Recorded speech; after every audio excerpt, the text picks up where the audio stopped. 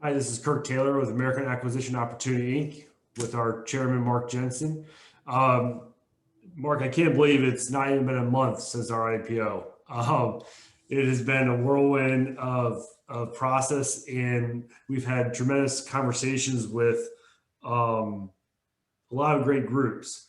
I guess just to go back a month, what was your thought process from the IPO, the groups we talked with, and the outcome that we were able to achieve? Yeah, so, I mean, starting off, I would say props to Kingswood and our banker. They got the deal done. I think it was in an interesting market. I think they they saw the strength in what our team brings to the table from an operational perspective, as well as from being able to get M&A deals done. And I would say that not shocked that we're seeing as much deal flow as we're seeing, just given our backgrounds. This is what we've done for so many years, and obviously, you look at American Resources and what we've accomplished from a number of M&A opportunities. It's what we do. I'm pleasantly pleased by the quality of deal flow that we're seeing, though. I mean, everybody talks about the SPAC market being crowded. It probably is from a financial private equity type structure, but operator driven. I think we're seeing companies that want opportunity and want advice on how to really build their business and grow the business and take it to that next level. And I think that's I'm a little bit shocked at how many deals we're seeing that attractive. That's right, especially deals where we can help to transform them potentially from old economy ways to the new green infrastructure economy that we're seeing. Look at American Resources. Look what we've done there. Look at our backgrounds. I mean, taking legacy assets that focused on maybe monetizing one product or not even monetizing it effectively. And I think that's brought in some deal flow. I mean, there's a couple of deals we're looking at right now that are literally transitioning old world assets that are making good money, that you transition them and they just spit off cash, but also meet the environmental and the social side of the market that you have to meet nowadays. I mean, and I think we've done a good job of doing that in our core business. And I think that's attracting some of these companies to look at our track record of what we're doing and have a desire for us to partner and be involved in their growth going forward. That's the transitionary world is not everybody can do that. It's a pivot that you have to have a background in accomplishing. And our team helps bring that to the table. And I think that's attracting some of these bigger companies. I mean, anything from a couple $100 million to $1 billion projects. Yeah, absolutely. Going back to our IPO process, we wanted tight investor group, tight capital structure. And I think that the targets that we're talking to are appreciating the fact that we have thematically backed investors as well as a capital structure that will benefit the target post DSPAC. Mm-hmm. It's about getting a deal done. I mean, you can go close the SPAC with a really egregious or not even egregious, just different structure that has warrants and all the other gadgets and other rights and all that good stuff, which are fine for some parties. For us, as a 12 months back, we created this to get a deal done, but also to be friendly post DSPAC and make sure that it's structured in a way where everybody's aligned.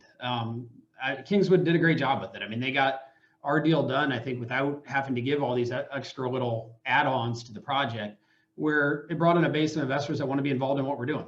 And that's going to help our companies.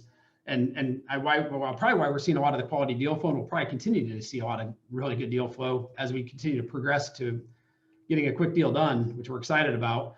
But it's because of the structure. And that structure being an operator-led SPAC, all those little components make it much more friendly for everybody involved, including our bankers that if they want to do a pipe afterwards, including ourselves that want to get a deal done and make it accretive for our investors. And then the company we're buying, they don't have to deal with that overhang and on all the little gadgets and add-ons that cause problems or just could force somebody not to stay involved after the fact. Yeah, absolutely. And a few weeks ago, it was announced that our bank partially exercised their overallotment. So the investors that came in on the initial round felt strong enough to invest even more money. So adds another $5 million to our transaction pot and shows the strength of the team that we have. Yeah, I think it's in a market environment where people say there's a lot of capital out there flowing into SPACs, but they're flowing into good SPACs. I mean, there's a lot of that's where I think the market's declined a little bit, a number of deals getting done, and they're leading towards quality. Having the overallotment come in, it's just another evidence of the structure we created, but also being an operator-led SPAC. I'm going to keep touching on it because it's just such an important fact that operator-led SPACs outperform financially driven SPACs. There's nothing wrong with either one, but we're focused on quality of asset we acquire and seeing that asset, that the multiple appreciation you get post-public, post-transition, that we're going to be able to experience from that, helping advise and guide the company to meet that transition plan. That's what is exciting about it. And I think that's where we've seen from a market perspective, our SPAC's done well. Yeah, it's been a great 39 and 30 days, and super excited for the next 30 as well.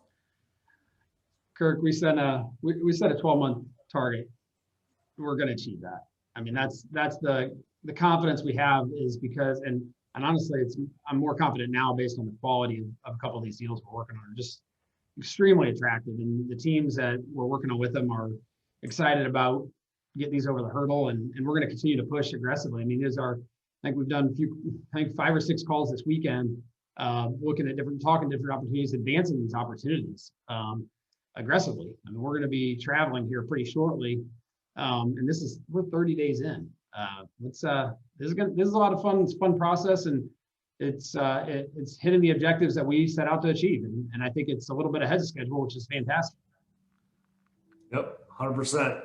Appreciate all your hard work too, and look forward to getting this one done.